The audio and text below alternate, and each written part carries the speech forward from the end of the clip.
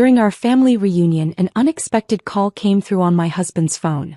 As it rang on speaker, a voice softly said, "I can't stop thinking about you." Without hesitation, I picked up the phone and smiled. "Why don't you come over?" I suggested. "It's the perfect time. I was just about to share some exciting news with everyone. I found your messages and I've already contacted a lawyer." The room froze. I never meant to look at Robert's phone that night. 5 years of marriage had built a foundation of trust between us. Or so I believed. The steam from his shower still fogged the bathroom mirror as I folded laundry on our bed, the mundane rhythm of domestic life playing out like any other Tuesday. Then his phone lit up on the nightstand, a single notification cutting through the dimness of our bedroom. "Missed the way you touched me last night. Can't wait until next week." My hands froze mid-fold on one of his button-down shirts. The preview text glowed accusingly from the lock screen.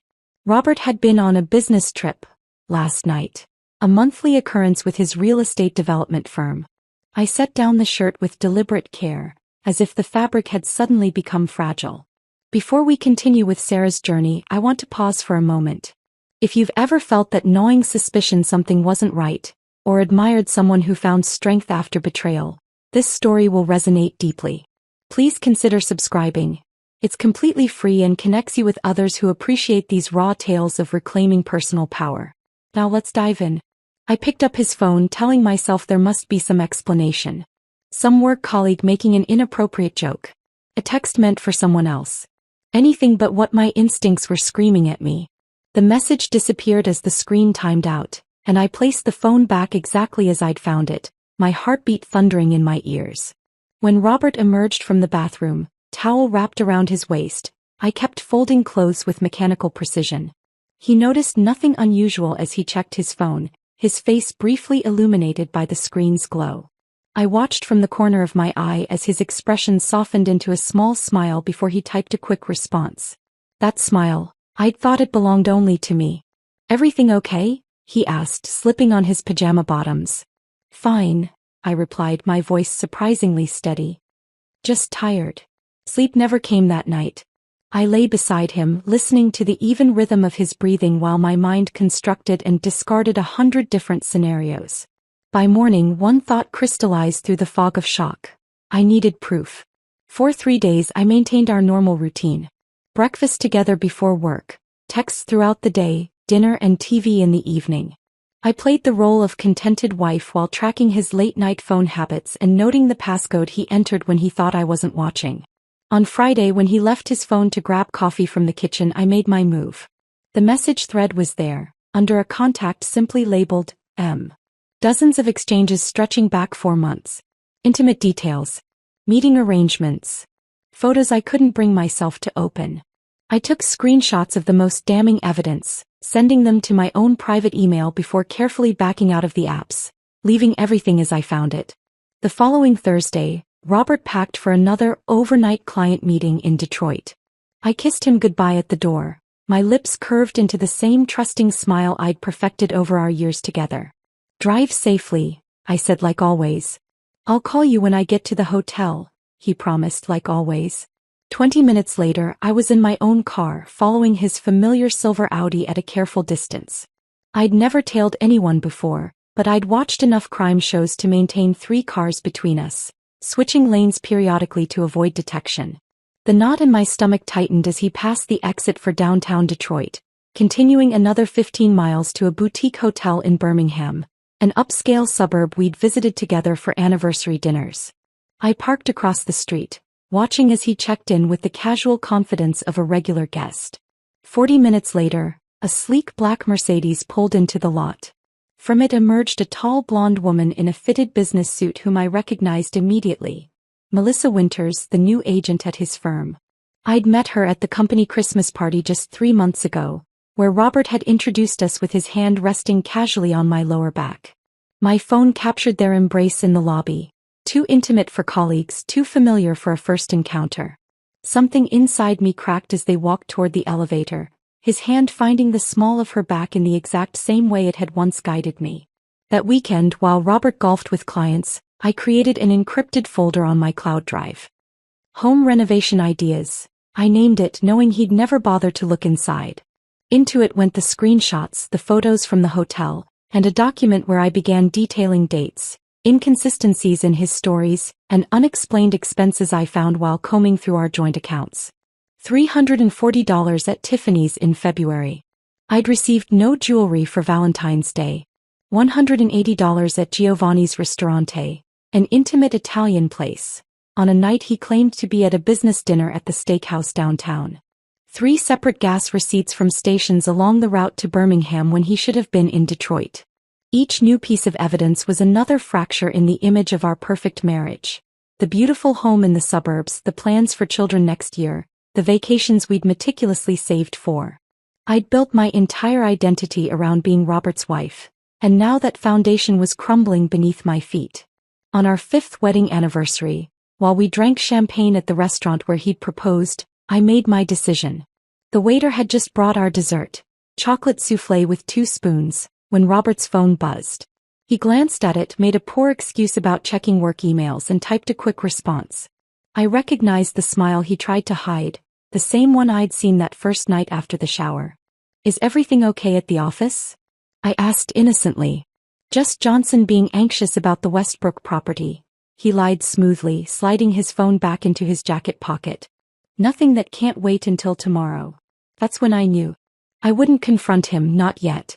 A hasty confrontation would give him time to hide assets, delete evidence, spin stories to our friends and family. Instead, I would be methodical, calculated. I would gather irrefutable proof and prepare myself legally before pulling the trigger. The perfect opportunity would present itself. And when it did, I would be ready. The morning after our anniversary dinner, I called in sick to my job at the elementary school for the first time in 3 years. As a 5th grade teacher, I prided myself on my reliability. My students needed consistency. But today, I needed answers more than my students needed their spelling lesson. I waited until Robert backed his Audi out of the driveway, his travel mug of coffee in hand and his goodbye kiss still cool against my cheek. Then I began my real work. Our home office had always been Robert's domain. Though we shared the space technically, his large mahogany desk dominated the room, while my small writing table sat in the corner. A fitting metaphor for our marriage, I now realized. His desk drawers weren't locked. Why would they be? Trust had never been questioned between us. The first 2 drawers contained ordinary office supplies, folders of home maintenance records and our tax returns. The bottom drawer stuck slightly, requiring an extra tug. Inside, beneath hanging files of mundane documents, I found a small burgundy folder tucked at the very back. My hands trembled as I pulled it out. Inside were receipts, dozens of them, meticulously organized by date. Dinner for 2 at Morton's, $312. A weekend at the Townsend Hotel, where he'd supposedly been at a real estate conference, $760. A gold bracelet from Tiffany's, $1,200. My birthday had come and gone in March with only a bouquet of flowers and a dinner I had cooked myself. Each receipt was like a photograph, a snapshot of his other life that existed parallel to ours. I spread them across the desk, arranging them chronologically, and a clear pattern emerged. Every 3rd Thursday, sometimes extending to Friday morning. Occasionally a Tuesday evening. Always the same hotel. Usually the same restaurant. My next stop was our bank website. I'd always managed our household accounts, so I knew all the passwords.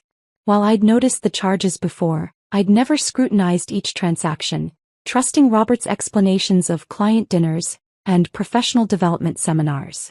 Now I downloaded 6 months of credit card statements, highlighting every charge that aligned with his pattern of deception. The office felt too small suddenly, the walls closing in with each new discovery.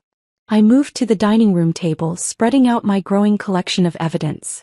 The organizational skills that made me an effective teacher now served a different purpose as I created a detailed spreadsheet of dates, times, locations, and amounts. By noon, I had charted 8 months of consistent meetings. Their relationship beginning shortly after Melissa joined his firm. And still I needed more. I needed to hear it for myself. That evening, I suggested we clean out the spare bedroom to prepare it for future plans. Robert didn't question my sudden nesting instinct. We'd been talking about starting a family for months. Together, we rearranged furniture, bringing in a desk from the basement to create a temporary workspace. "I might grade papers in here sometimes," I explained. The light is better. The truth. The spare room shared a wall with our bedroom. And that night, after installing a voice recording app on my phone, I left it hidden between books on the new desk before joining Robert for our evening routine. I'm going to sleep in the guest room tonight, I told him.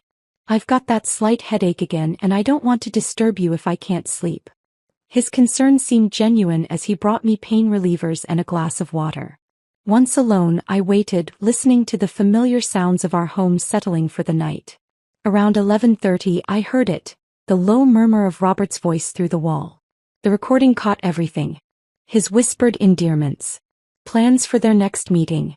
Complaints about having to attend my cousin's wedding that weekend. I'd rather be with you, he told her, his voice tender in a way it hadn't been with me in months. Sleep eluded me as I re-listened to the recording 3 times, each word another nail in the coffin of our marriage. By morning my decision was made.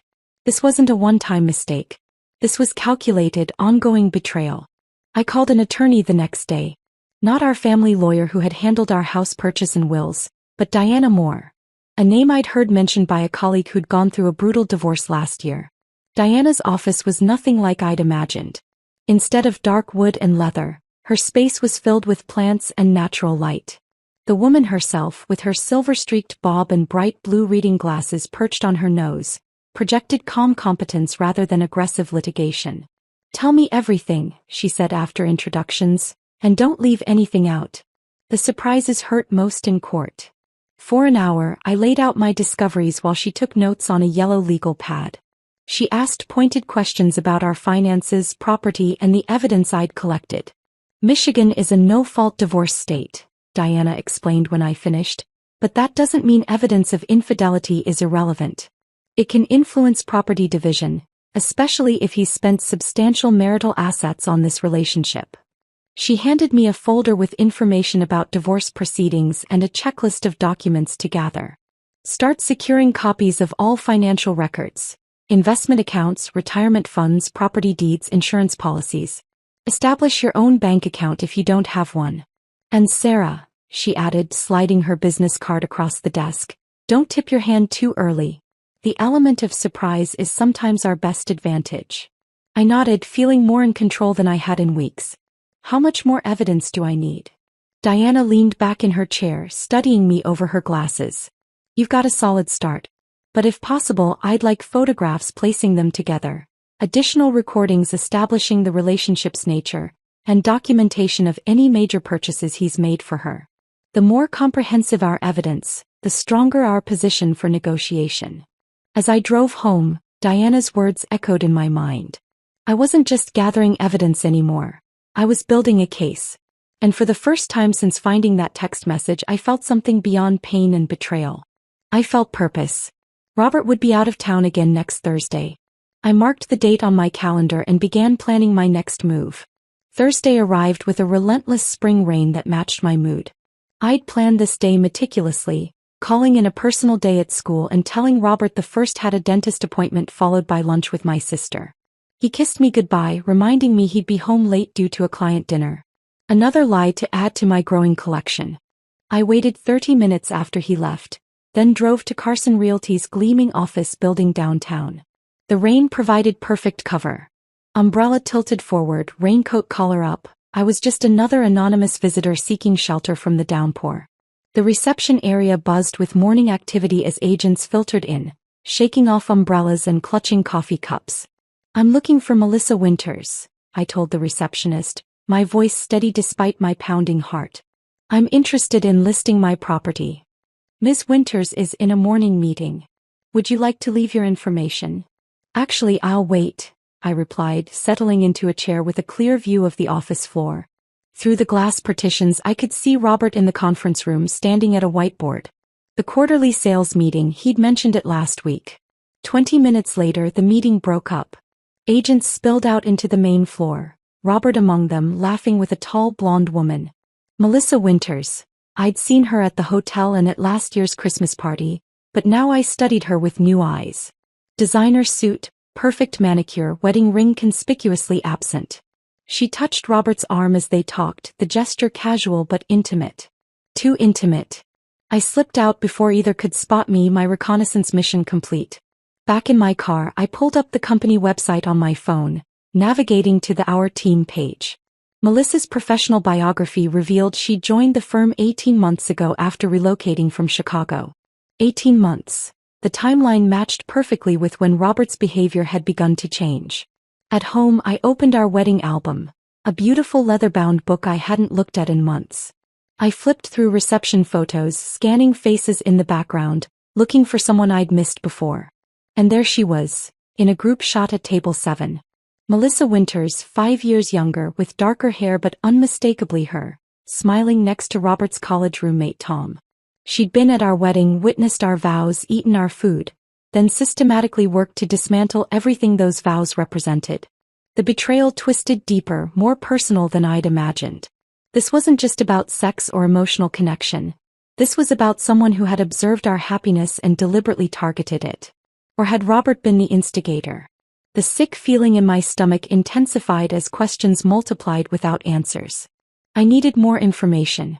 Tom might know something. He and Robert still played basketball monthly. I scrolled through my contacts and composed a carefully casual text. Hi Tom. Putting together a surprise for Robert's birthday.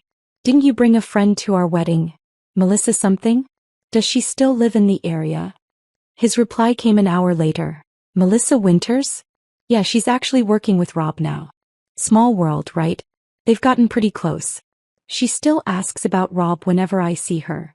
The words, pretty close, stared back at me from the screen. How many people knew? How many friends had chosen loyalty to Robert over basic human decency? I turned to technology next, logging into our family cloud account to search for any digital breadcrumbs.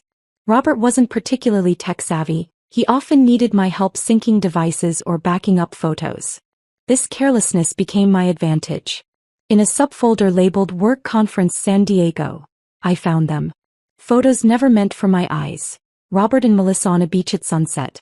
Intimate dinner photos with wine glasses raised in toast. A selfie of them kissing on a hotel balcony with the ocean behind them. The timestamp, 3 months ago during his supposed regional sales conference. The background showed clearly the Coronado Beach Resort. Definitely not the downtown Marriott where the conference had been held.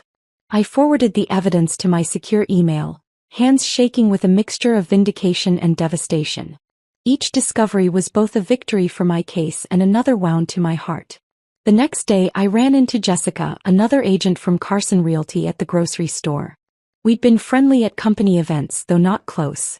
I mentioned casually that I'd been thinking of stopping by the office to surprise Robert for lunch. Oh, Fridays are his off-site days with Melissa, she said absently, examining avocados. They usually work from that coffee shop on Maple. Her expression shifted as she realized what she'd revealed. I mean, they have client meetings. How long has that been their routine? I asked, my voice betraying nothing. Jessica looked uncomfortable. Maybe ask Robert? I don't want to get in the middle. Of course, I smiled reassuringly. Just curious about his schedule. That evening I received a text from Jessica. I'm sorry about earlier. It felt wrong not to say something. Everyone at the office knows about them. It's been going on for at least a year. Robert claimed you two had an understanding. I should have said something sooner. An understanding. The audacity of his lie stunned me. He'd not only betrayed me but had created a narrative that made me complicit in my own humiliation.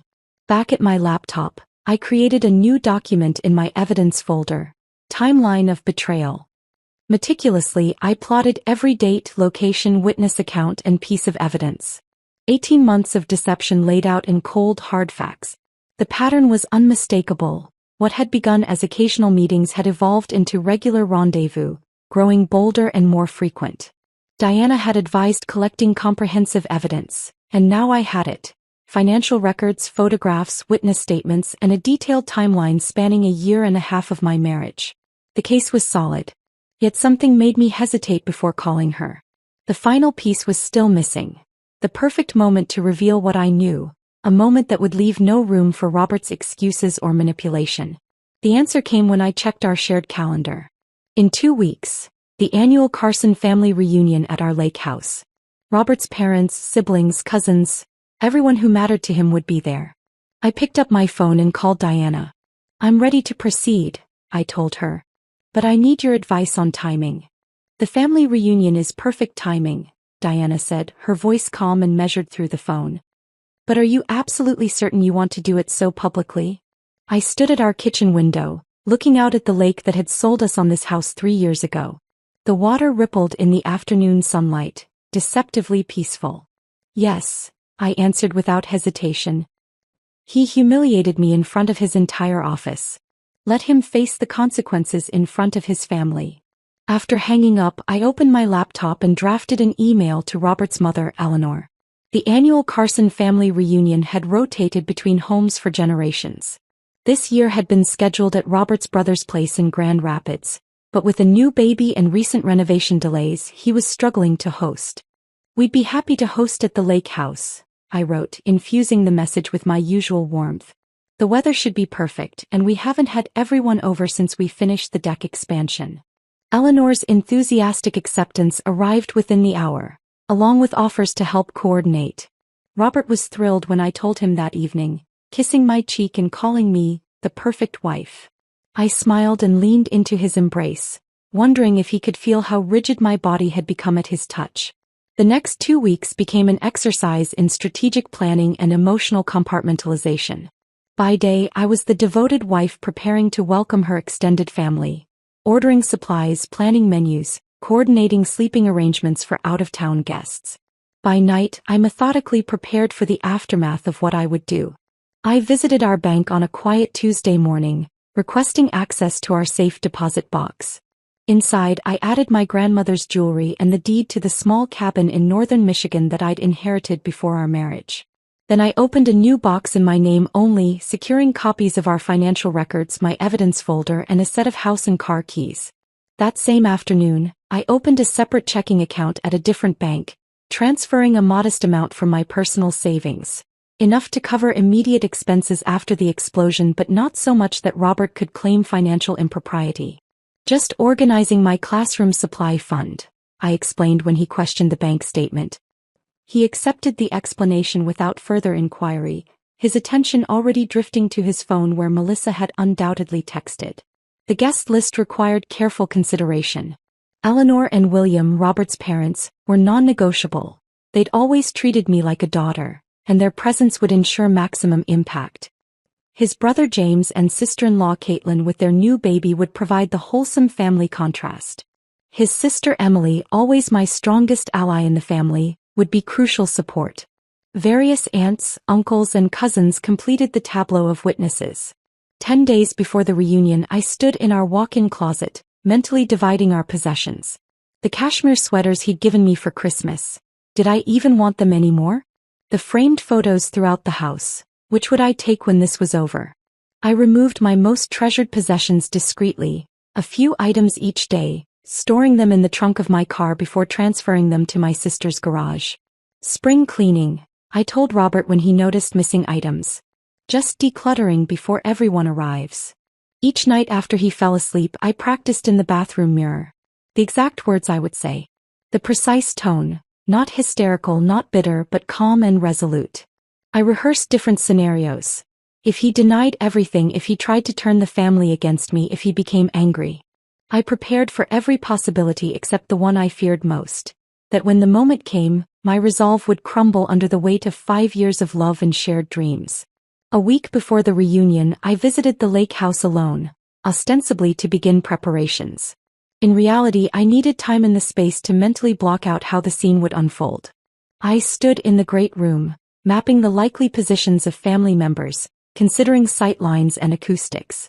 Where would Robert be standing? Where should I position myself for maximum control of the situation? It was theatrical direction for the most important performance of my life.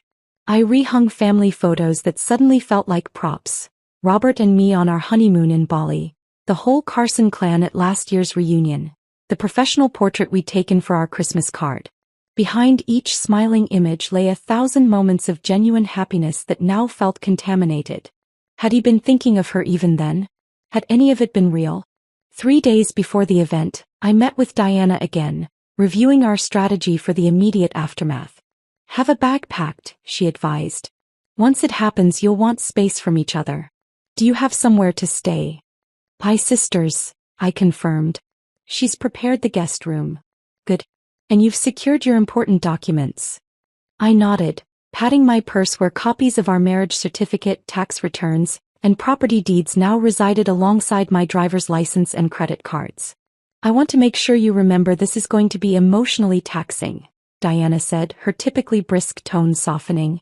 No matter how prepared you are when the moment comes, it will hurt. Are you absolutely sure this is how you want to handle it? For a moment, doubt crept in. Would a private confrontation be kinder? More dignified? Then I remembered Jessica's text. Robert claimed you two had an understanding. The public humiliation he'd already subjected me to while painting himself as the reasonable husband in an open marriage. I'm sure, I said firmly. He doesn't deserve privacy or dignity. Not anymore.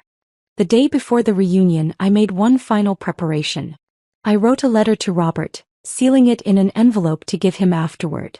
Not a letter of explanation, he deserved none, but a letter of goodbye to the man I had thought he was, the life I had believed we shared. Writing it was cathartic, releasing emotions I couldn't afford to express during tomorrow's calculated confrontation. That night, Robert wrapped his arms around me in bed, whispering how grateful he was for handling the reunion preparations. How lucky he felt to have me. I lay still in his embrace, my body a perfect alabaster statue of wifely devotion, while inside, a storm gathered strength. Tomorrow the stage would be set. The actors would take their places. And the performance of a lifetime would begin. The morning of the reunion dawned with perfect blue skies, the kind of late spring day that had sold us on the lake house in the first place. I woke before Robert, sliding quietly from bed to begin preparations with a calm I didn't truly feel. By the time he joined me in the kitchen, I was arranging pastries on my grandmother's antique serving tray. You didn't have to let me sleep in, he said, kissing my cheek. I could have helped. I smiled, the expression now so practiced it felt like a mask I could slip on and off at will. You'll have plenty to do once everyone arrives. Your mother texted, they're about 30 minutes out. The next few hours passed in a blur of activity. I moved through our home with mechanical efficiency, setting out drinks, arranging furniture on the deck, placing flowers in strategic locations. Robert manned the grill, occasionally catching my eye to smile or wink conspiratorially, as if we were teammates hosting this gathering rather than performers in the final act of our marriage. Eleanor arrived first with William, embracing me with genuine affection. The place looks beautiful, Sarah, she exclaimed, handing me a homemade blueberry pie. You've outdone yourself. You know I love hosting, I replied, accepting the pie with a warm smile that didn't reach my eyes. Had she noticed the slight tremor in my hands?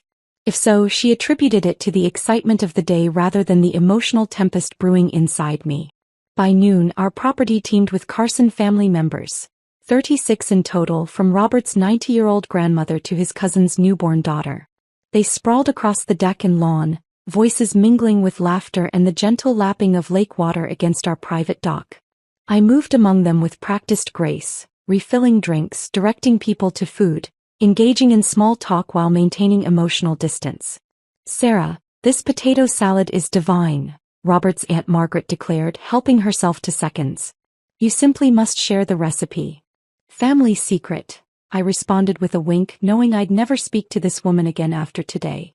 At 2:00, Robert approached me near the beverage table, wiping sweat from his brow. James is asking about the fishing gear. Do we still have those extra rods in the garage? Check the storage bin near the kayaks, I instructed, watching as he pulled his phone from his pocket to check the time. Thanks. Can you make sure Mom knows the burgers will be ready in 20 minutes? He set his phone down on the small wicker table beside me and headed toward the garage, pausing to chat with various relatives along the way. I stared at the phone, its black screen innocuous against the white tablecloth. For a moment, I considered the cosmic timing. Was this opportunity mere coincidence, or had the universe finally aligned to deliver justice?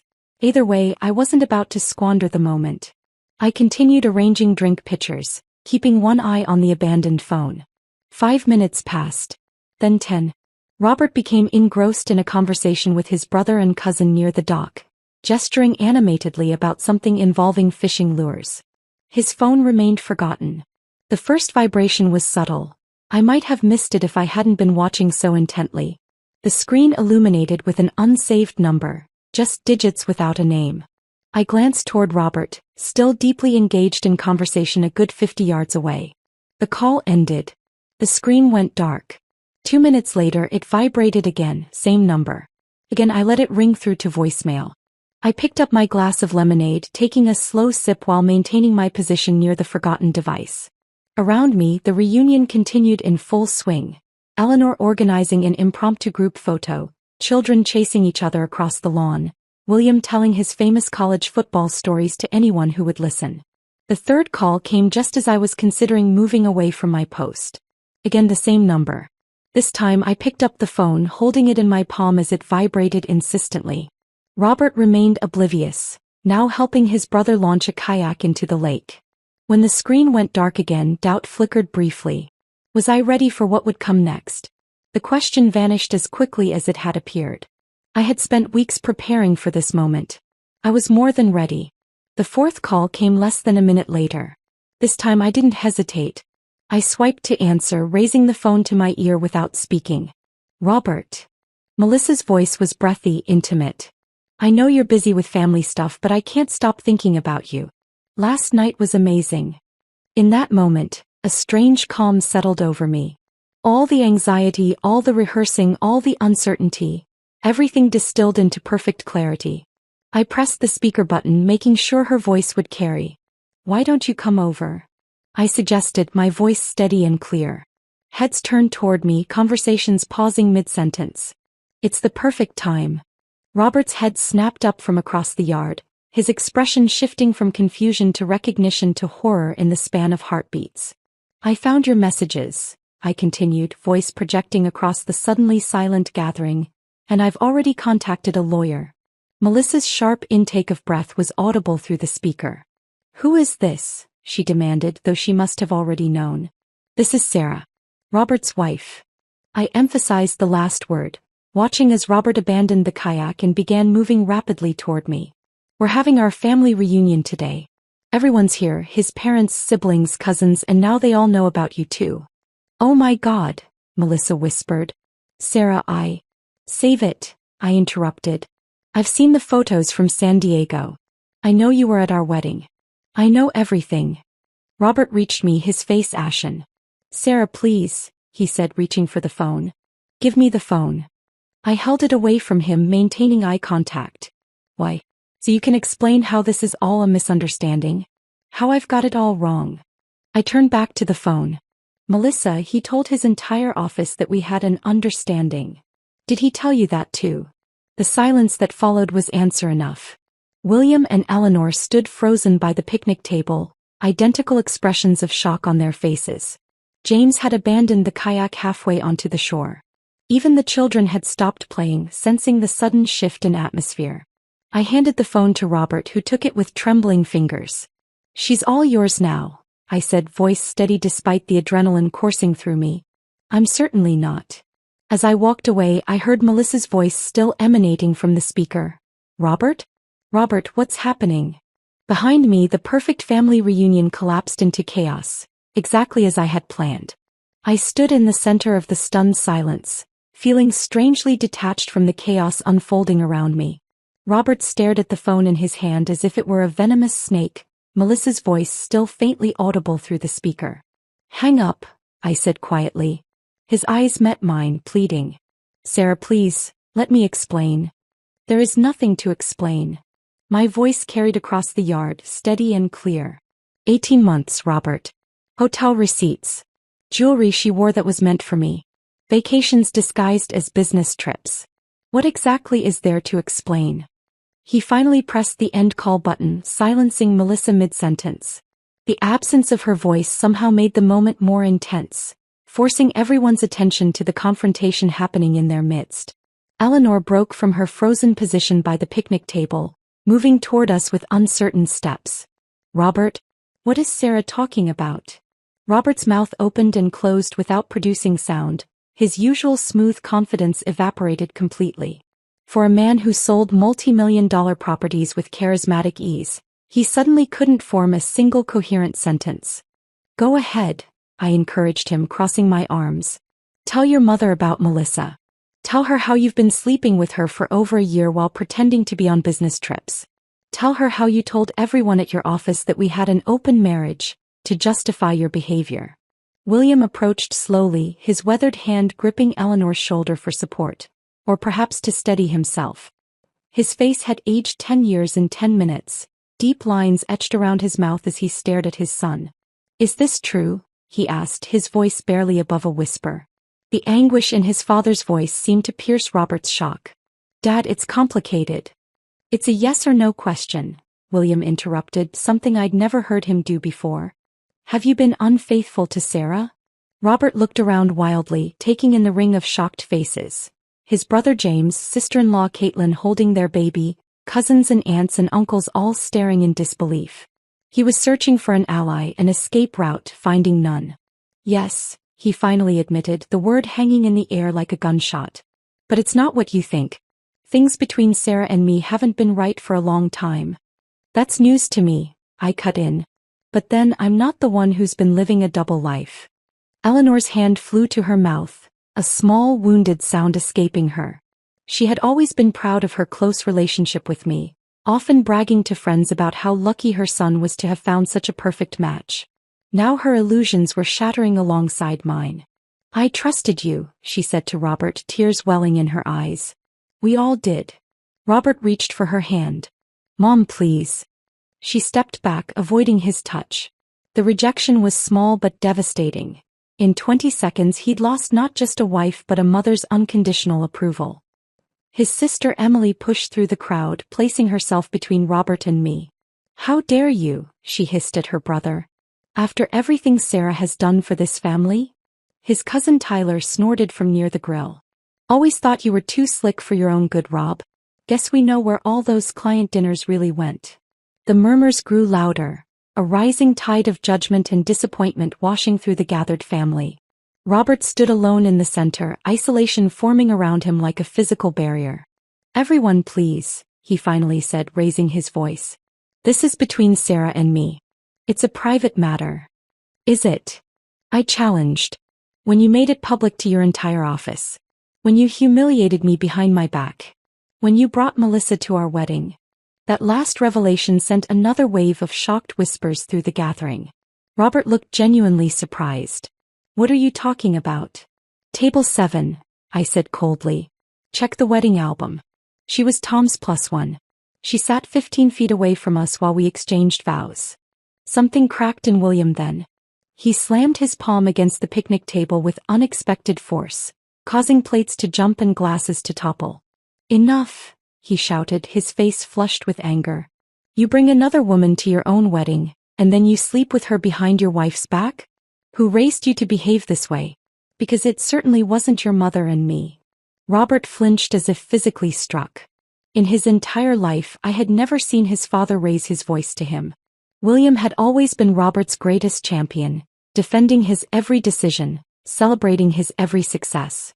That unwavering support had evaporated in an instant. Dad, he began. Don't dad me, William cut him off. Your grandfather built this family on integrity. On keeping your word. On honoring your commitments. His voice broke slightly. He would be ashamed to see what you've done. Eleanor began to cry openly now, supported by Robert's Aunt Patricia. James approached his brother, speaking low enough that only those nearby could hear. How could you do this to her? To all of us. I watched the family close ranks, not around Robert as they always had before but around me. Emily's arm slipped around my waist. Caitlin approached with the baby, offering silent support with her presence. Even Tyler's wife Jessica, whom I'd only met twice before, moved to stand beside me. Robert looked around at the wall of disapproval surrounding him, realization dawning that he had miscalculated severely. His careful compartmentalization of his two lives had collapsed completely, leaving him exposed and alone. Sarah, he said, his voice catching. Can we please talk privately? Please. I shook my head slowly. I've given you 5 years of privacy, Robert. I think we're beyond that now. I reached into my pocket and pulled out a folded document. This is the name and number of my attorney. She's expecting your call. His hand trembled as he took the paper, reality finally sinking in. You're really doing this. You did this. I corrected him. I'm just ending it. The finality in my voice seemed to ripple through the gathering. Whatever they had expected from this family reunion, laughter, reminiscing, strengthening bonds, this public implosion of a marriage many had considered ideal had permanently altered the Carson family dynamic. As I turned to walk toward the house, Emily still at my side, I heard William's voice behind me. Robert, get your things. You won't be staying here tonight. The father had chosen sides. And for the first time in Robert's charmed life, he wasn't the favored son. Emily followed me into the house, closing the French doors behind us to muffle the commotion still erupting in the backyard. The sudden quiet felt surreal after the intensity of the confrontation. For a moment we stood in silence in the kitchen, the reunion continuing its implosion outside the windows.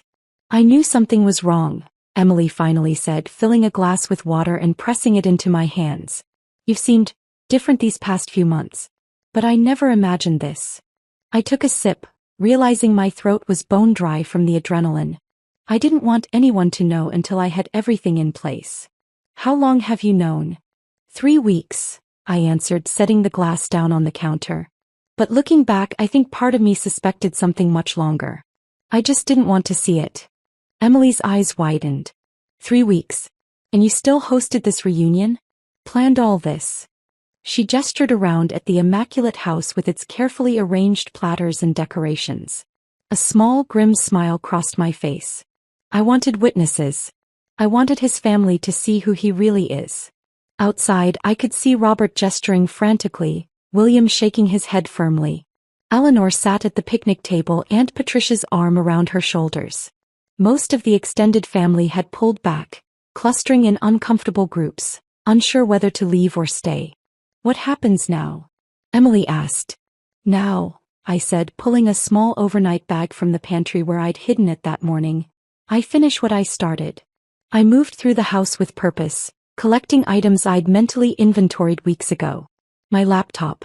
The folder of financial documents from my desk. The small jewelry box containing my grandmother's pearls. The framed photo of my parents on their 30th anniversary. The only family picture I wanted from our curated collection. Emily trailed behind me, watching silently as I methodically gathered the fragments of my independent life. When I reached the master bedroom, I paused, steeling myself before entering what had once been our shared sanctuary. I'd slept beside him in that king-sized bed just last night, maintaining my charade until the final moment. You don't have to go, Emily said from the doorway. This is your house too. I know, I replied, opening the closet to retrieve the outfit I'd laid out that morning. Clean clothes untainted by the memory of playing perfect hostess. But I can't stay here tonight. Not with all the echoes. I changed quickly in the bathroom, leaving behind the flowery sundress I'd chosen for the reunion. It felt symbolic somehow, shedding the costume I'd worn for my final performance as Robert's wife. When we returned downstairs, Robert was waiting in the living room, his face haggard.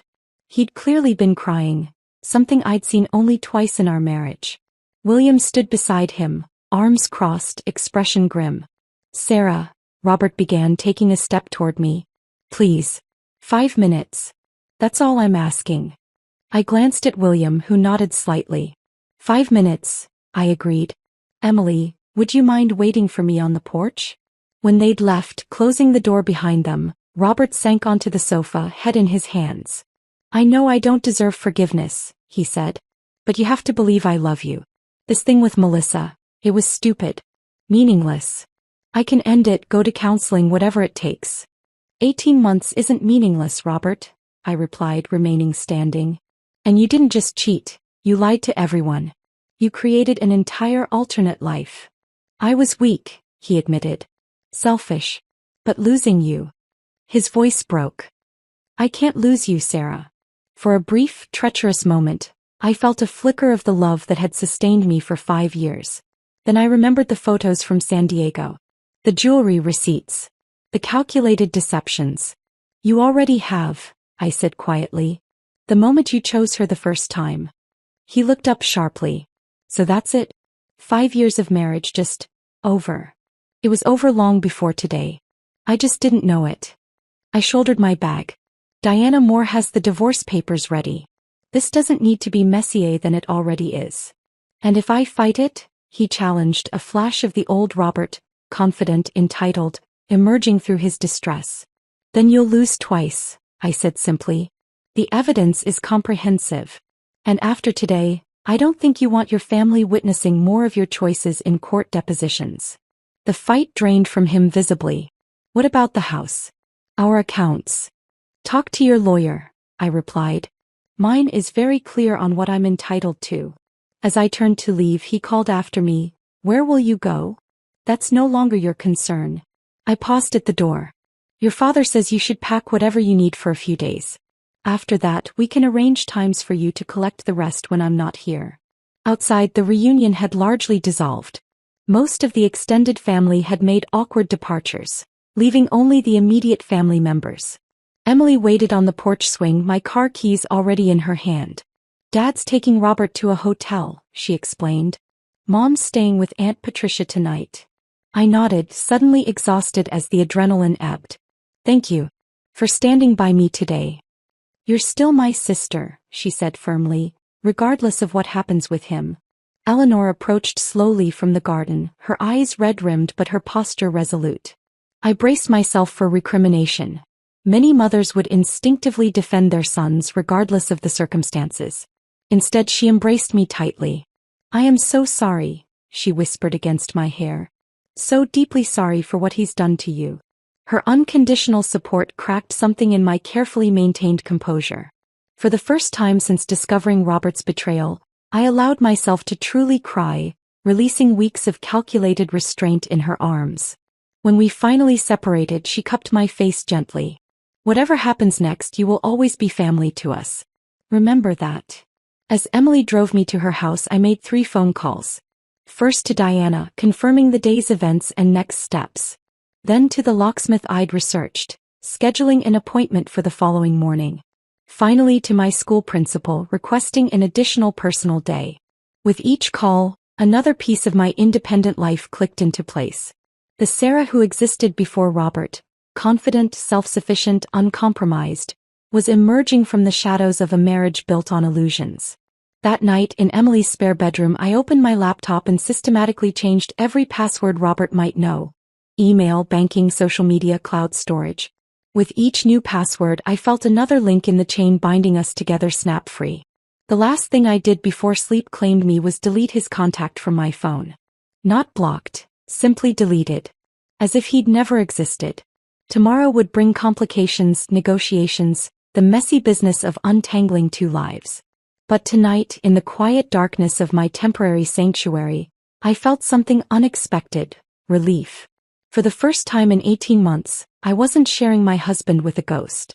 The week following the reunion unfolded in a series of practical steps that kept me focused despite the emotional turbulence. I returned to the lake house on Monday, accompanied by the locksmith and Emily, who had taken a day off work to support me. We changed every lock, reprogrammed the garage door opener, and reset the security system codes. The tangible clicks of new tumblers falling into place felt like punctuation marks at the end of one chapter and the beginning of another. Are you sure you want to stay here? Emily asked as we walked through the eerily quiet house. Without the usual soundtrack of Robert's morning news shows or evening phone calls, the space felt hollow, like a stage set after the actors had gone home. For now, I replied, running my hand along the kitchen counter. I need to reclaim this space before I decide whether to keep it or sell it. Diana called twice daily with updates. Robert had retained counsel, a high-profile divorce attorney known for representing wealthy businessmen. They had requested a private meeting to discuss terms amicably, an overture Diana advised me to decline. They're testing to see if you'll waver, she explained during our Wednesday check-in. The evidence is solid. We proceed as planned. On Thursday morning, while organizing financial documents in the home office, I discovered a small velvet ring box hidden in Robert's desk. A 2-carat diamond earring set I'd never seen before. The receipt tucked inside showed a purchase date just 3 weeks earlier. Another gift meant for Melissa, bought with our joint funds. I photographed it as additional evidence, then sealed it in an envelope for Diana. The first cracks in my composure appeared that evening when I found Robert's favorite coffee mug in the dishwasher. Such a mundane object. A navy blue ceramic cup with "World's Best Realtor" printed in faded letters. a gag gift from his first year in the business. I stood frozen in the kitchen, holding this relic of our domestic life, and suddenly found myself hurling it against the wall, a primal scream tearing from my throat as it shattered. I sank to the kitchen floor amid the ceramic shards, finally allowing myself to fully feel the grief that had been overshadowed by righteous anger and tactical planning. I wasn't just mourning a failed marriage but the death of a future I'd believed in. The children we'd planned to have, the retirement we'd mapped out, the lifetime of shared memories that would never exist. Emily found me there an hour later during her daily check-in visit. Without comment, she helped me sweep up the broken pieces, then poured 2 glasses of wine. "It gets easier," she said, sitting beside me at the kitchen island. "Not today or tomorrow, but eventually." "Did you know?" I asked suddenly. "About Robert and Melissa? Did anyone in the family suspect?" She looked down at her wine glass. "I saw them once," she admitted reluctantly. "At a restaurant in Ann Arbor about 6 months ago. They were in a corner booth, holding hands across the table." She swallowed hard. I convinced myself I was misinterpreting something. That it was a client meeting or, I don't know. I didn't want to believe it. "Why didn't you tell me?" "I should have," she said, eyes filling with tears. "I'm so sorry, Sarah. I think I was trying to protect everyone, you, him, our parents. It was cowardly." I reached for her hand. "It's not your burden to carry." It never was. The following Tuesday brought an unexpected development. I was grocery shopping, a strangely liberating experience, buying only foods I enjoyed without considering Robert's preferences, when I turned my cart down the cereal aisle and came face to face with Melissa Winters. We both froze, recognition immediate. She looked different from the confident professional I'd glimpsed at the hotel. Smaller somehow, with dark circles under her eyes and hair pulled back in a messy ponytail. The grocery basket hanging from her arm contained a pint of ice cream, a bottle of wine, and a package of Oreos. The universal shopping list of heartbreak. "Sarah," she said, her voice barely above a whisper. My carefully constructed composure threatened to crack. Here was the woman who had systematically dismantled my marriage, standing in the cereal aisle of my regular grocery store as if she belonged in my world. "You should shop elsewhere," I said coldly, turning my cart to leave. "Wait," she called after me. "Please. 5 minutes." Every instinct screamed to keep walking, to deny her the closure of explanation or apology. But a small, persistent voice reminded me that understanding her perspective might help exorcise the questions that still haunted my sleepless nights. "For minutes," I conceded, wheeling my cart to a quieter corner near the pharmacy. "I ended it," she began without preamble. "After the call. After what happened at your reunion." "Congratulations on finally developing a conscience," I replied, the bitterness in my voice surprising even me. She flinched but continued. "I deserved that. I deserve worse." She set her basket on the floor, hands trembling slightly. "He told me you were separated. Living together for appearances but essentially divorced. And you believed that?" I challenged. "Despite seeing our wedding photos on his desk? Despite the fact that I attended every company function as his wife?" "I wanted to believe it," she admitted, gaze dropping to the floor. "By the time I realized the truth, I was already..." She trailed off. "In love with him," I finished flatly. "How convenient for your conscience." "Not anymore," she said quietly. "The man I thought I knew doesn't exist. The way he tried to manipulate everyone after your confrontation." She shook her head. "It was like watching a mask slip, revealing someone I didn't recognize." An uncomfortable silence stretched between us, 2 women damaged by the same man in different ways. "Did you know I was at your wedding?" she finally asked. "I found the photos," I confirmed. "Table 7. You came with Tom." She nodded slowly. "I barely knew Robert then. We met briefly at the rehearsal dinner. I never imagined." She looked up, meeting my eyes directly. "I'm not asking for forgiveness. I just wanted you to know that he's lost everything now. Not just you and his family's respect, but me too. Whatever game he was playing, he's left with nothing." I studied her face, searching for manipulation or hidden agenda, finding only exhaustion and regret. "That brings me remarkably little comfort," I said honestly. "I didn't expect it would," she replied. "But you should know you're not alone in seeing through him now." She picked up her basket. I'm moving back to Chicago next month. You won't have to worry about running into me again. As she turned to leave, a question escaped me before I could reconsider. Was any of it real? What he said to you? What he felt? She paused, considering.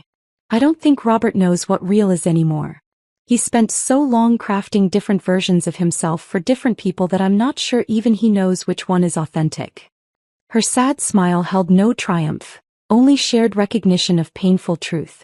For what it's worth, I think what he felt for you in the beginning was as real as he's capable of. She walked away, disappearing around the corner, leaving me standing alone with my half-filled shopping cart and the strange, unexpected weight of pity.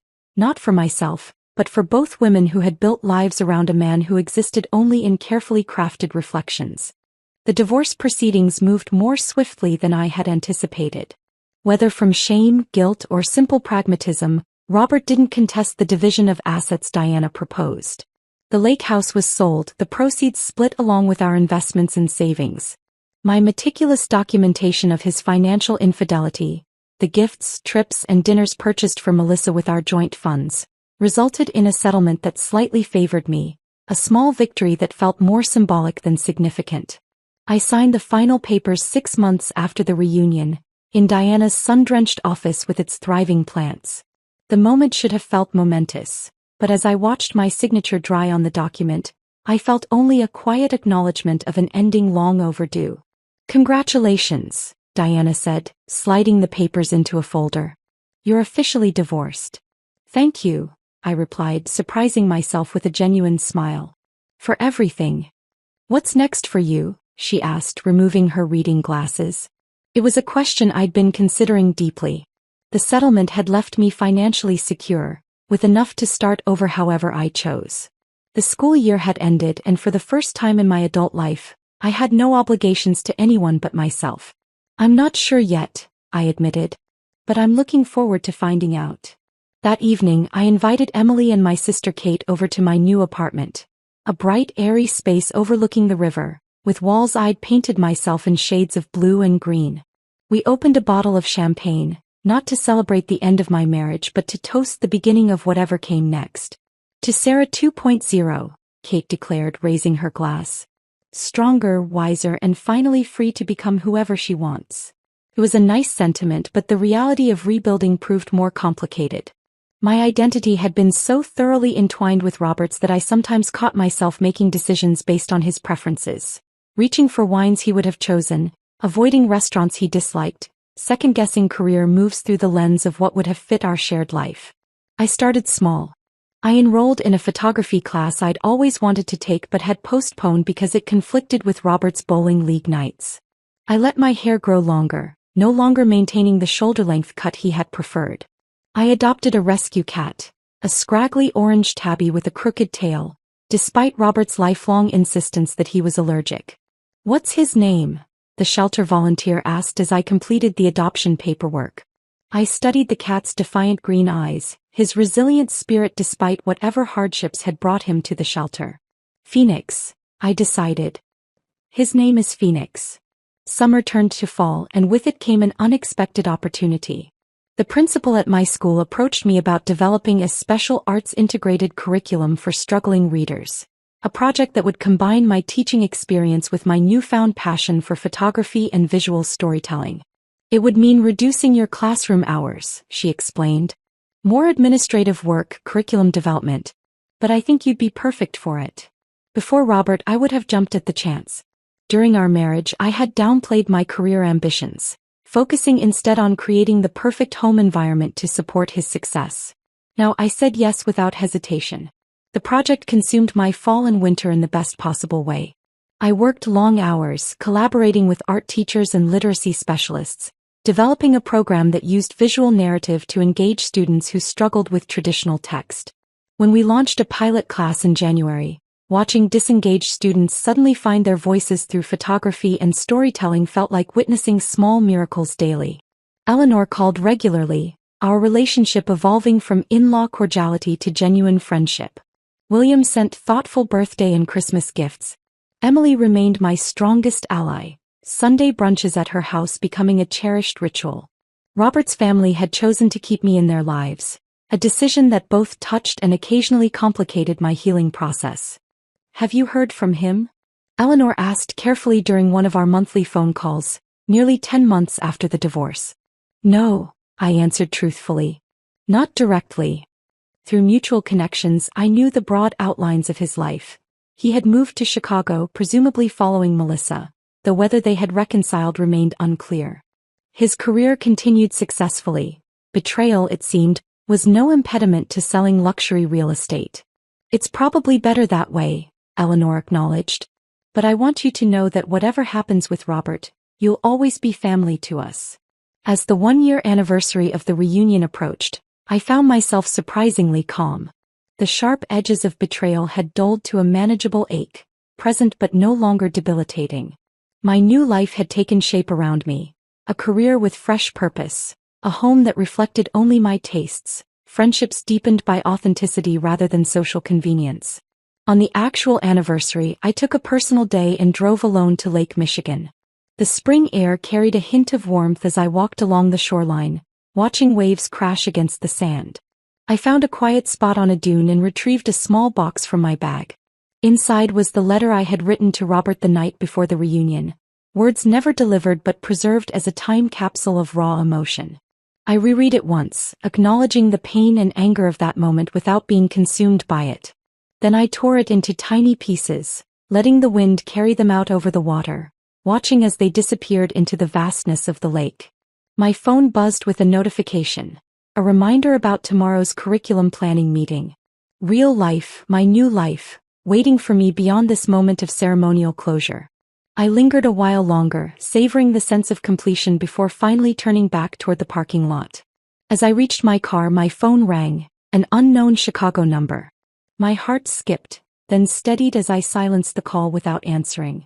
Whatever Robert might want to say a year later held no interest for me. There was nothing left to discuss, no loose ends requiring resolution. I sent a quick text to Emily, "Still on for dinner tonight?" "Absolutely," came her immediate reply. "The girls are excited to see their favorite aunt." I smiled, sliding behind the wheel. The rearview mirror offered a glimpse of the lake behind me, beautiful but receding as I drove forward. 5 years of marriage had taught me much about love, commitment, and betrayal. But this year of rebuilding had taught me something far more valuable. The quiet strength of choosing myself, day after day without apology or compromise. The road ahead curved through spring-green forests, leading away from the water and toward the city, toward dinner with Emily's daughters, toward next week's curriculum presentation, toward 1,000 small moments that would form the mosaic of my continuing story. Whatever chapter came next would be written entirely in my own hand, shaped by my own choices, independent of the shadow Robert had once cast across my life. I turned up the radio, opened the windows to the spring air and drove on, not toward any specific destination but simply forward.